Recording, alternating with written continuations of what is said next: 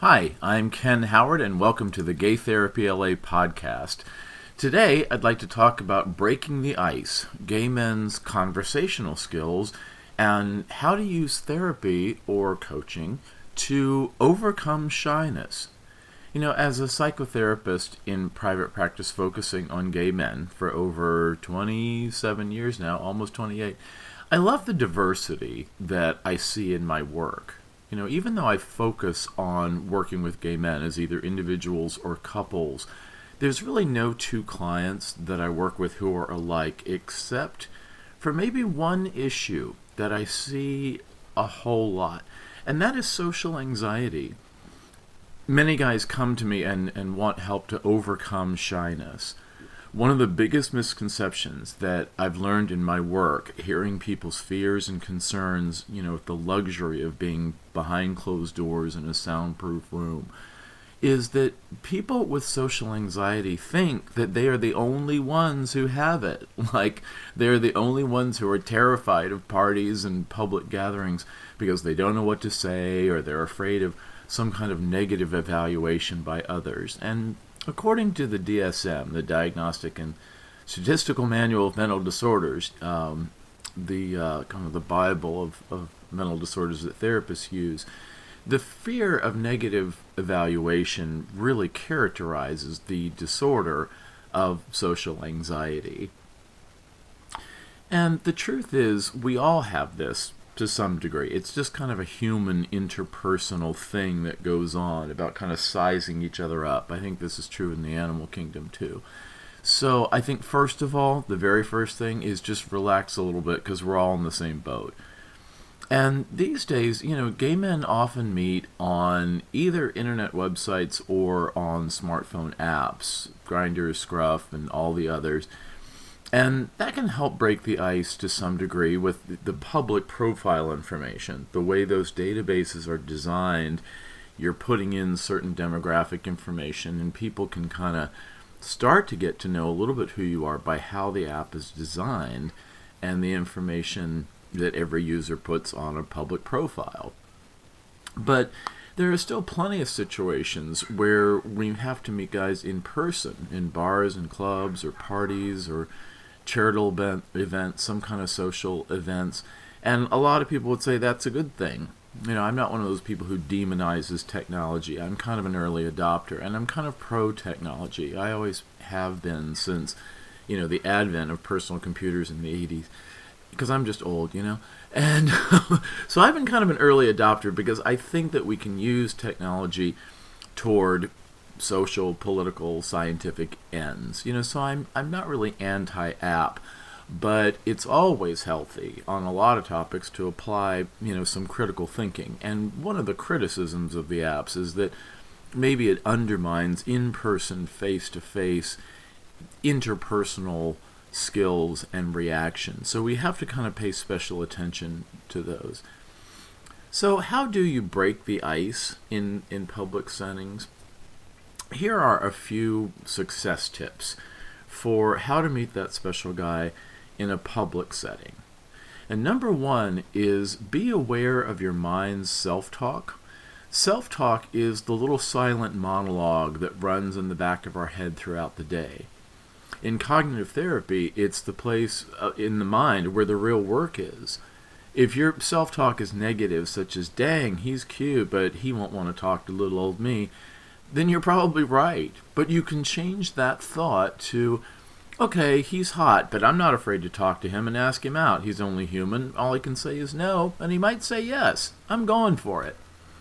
You can see the difference changing that thought might make to your body language, your posture, your facial expression, and your voice. You'll make a better first impression with a positive mindset. Even if your efforts are unsuccessful and the guy throws you shade, that's something about him and his insecurities in being rude. Or maybe you're not his type or something like that. But it doesn't necessarily mean something about you. Stay positive and move on to someone else. Sometimes even at the same event or in the same setting. Number two in breaking the ice skills is make him feel interesting. if you do meet someone you like and you want to make a good impression on someone, make them feel like they are the most fascinating person on the planet. You know, good politicians do that. You've probably heard it said about certain politicians who do that make you feel like you're the only one in the room when they're talking to you. Old-time movie stars were very much, trained in almost like a charm school in the big movie studio system in Hollywood. And you can do this by keeping good eye contact. Try not to let your eyes wander. That's something I've worked with guys on. And it's a little tricky because even if you have just a little bit of ADD or attention deficit disorder, and I see this a lot. We're going to do another episode on ADD because boy, is there a lot of it.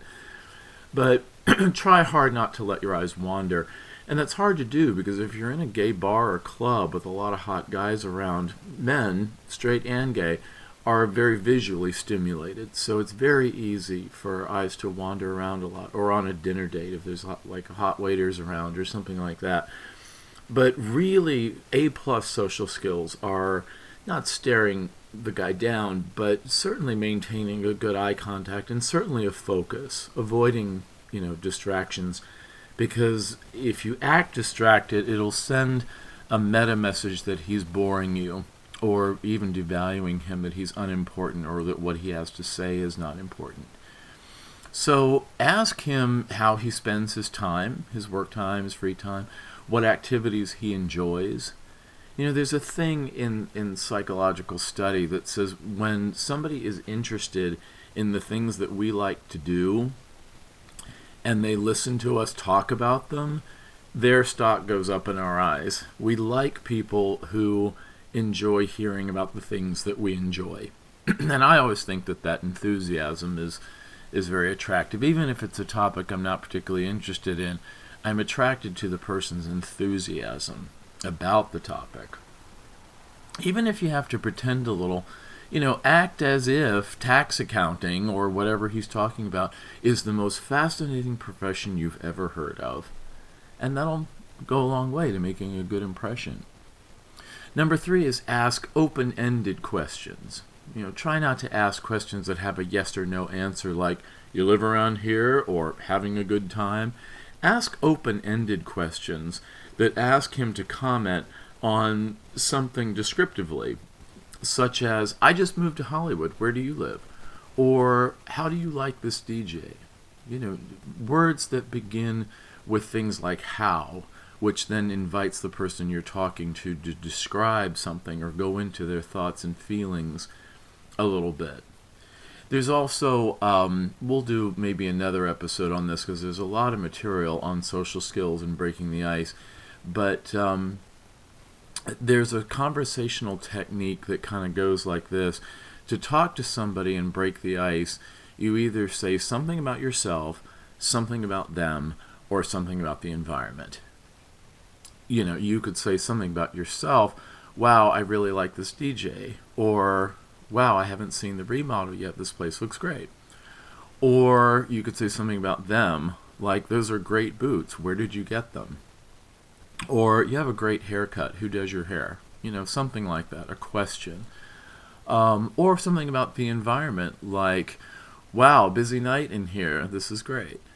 So something about you, something about them, or something about the environment. If you get stuck on, gee, what do I say? Pick a question or a comment, better a question, about something about one of those 3 categories. Sometimes getting a grip on social anxiety means deconstructing and understanding the even casual social interchanges that work. If you really notice, all conversations have a beginning, a middle, and an end, kind of like writing a term paper. The beginning is about breaking the ice, which is making that transition from strangers who aren't talking to acquaintances who are. So tips for breaking the ice could include, hi, my name is so-and-so, what's yours? Like I said, cool haircut, where'd you get it? Great car, how do you like driving whatever, if you're outside somewhere. Hi, I noticed you earlier and I wanted to say hi, I'm so-and-so. Fun crowd tonight, what's going on? Things like that. The middle of a conversation can be trickier. One tip is to ask questions in sequence that give you a little bit more information each time you converse, picking up on something to follow up on. In the last sentence, the person said, like this. So you say, "Whereabouts do you live?" He says, "Not far, over in Hollywood near Highland." You, "Nice area. How do you like the changes over there?" Him, "They're good. Lots of new stores in the area." You, "Which ones do you like?" "Oh, I like shopping in Hollywood and Highland. Cool clothes there." "Which ones do you like?" "I like the new store on Melrose. I found a lot of stuff there." "Where's your shirt from? It's nice." Him, "From this little store my friend works at near Hollywood and Fairfax." Okay, so for something to say next, you could follow up on 1, friends who do interesting work, 2, friends who work in clothing, 3, things about the Hollywood and Fairfax area, or 4, where to get good clothes. So earlier we said, questions about yourself, the him, or your environment. In this, you take something about the sentence they just said and do a little follow-up on it, the way a newspaper reporter might follow up at a news conference with a politician, let's say. Not so much in an interrogating way, kind of relaxed, but that's really how conversations go in terms of picking up on something that they said. And think of the branches of a tree. You could go down several different kinds of branches that the words or phrases in the sentence that he just said offer you. Your clues are in the sentence that he just said. So you want to listen carefully to what he's saying and then choose a branch to follow. That's part of good conversational skills, is choosing which branch to follow of the phrases he said. Now, one of the hardest social skills in conversation is knowing when the conversation is over and how to end it graciously and move on. I've seen celebrities do this at different kinds of events. They'll meet a fan and the fan says, "Oh, I love your work," or "I love you, I want to marry you, I want to worship you," whatever. And, the celebrity will kind of be like, "Yeah, that's nice, thank you." But, they kind of got to get away from this crazy fan, graciously, but they don't want to piss them off because they're a fan. And they're doing, constant public relations for themselves and for the show or the movie that they represent. So they have to find a gracious way to end conversations, and it's the same way for us plain folks too. We have to bow out gracefully. And you can usually feel it a little, such as when a pause is particularly long and you both feel like you're running out of things to say. So some ideas for closing the deal are, "It was great talking to you. I need to go find my buddy again before heading out. Can I call you sometime? I'd love to go out with you if you'd like." Or here's another one. "I'd love to chat more, but I really need to use the restroom. I'll be around for a while, but in case I miss you, it was great meeting you. Can I see you again sometime?" Or, "I wish I had more time, but I have an early morning with my trainer and I have to run. Can I email you?" And then you might ask, to exchange numbers or something with your phones out. Note that while you are initiating the goodbye, you're also asking him for his contact information so that you have the control on whether you contact him again. Not just giving your card or phone number to him and then waiting for him to call, which he might lose or forget. Even if he likes you, he might lose a business card. Or if you want to move things closer to hooking up, say something like, "I'm really glad I met you. What are you doing later? You want to come over for a while?" That's kind of one of the most sexual statements gay men can make to one another, is "you want to come over," because it implies that if you're in one of your homes behind closed doors, you'll probably be getting it on.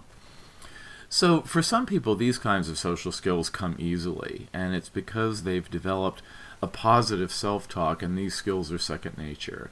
They, have probably had a lot of validation. There's a theory, not always, but there's a theory that really good-looking people or really accomplished people, have so much positive validation from employees and colleagues and all that stuff that people kind of flock to them. They naturally get a lot of attention for some reason. But for others, who are maybe shyer, the difficulty level on all of this gets ratcheted up. And that's what can frustrate people, is when this stuff doesn't come naturally, and it doesn't come easily, and it has to be done systematically, or it doesn't happen at all. And then there's the frustrations of isolation. So for others, these are skills that have to be developed and practiced.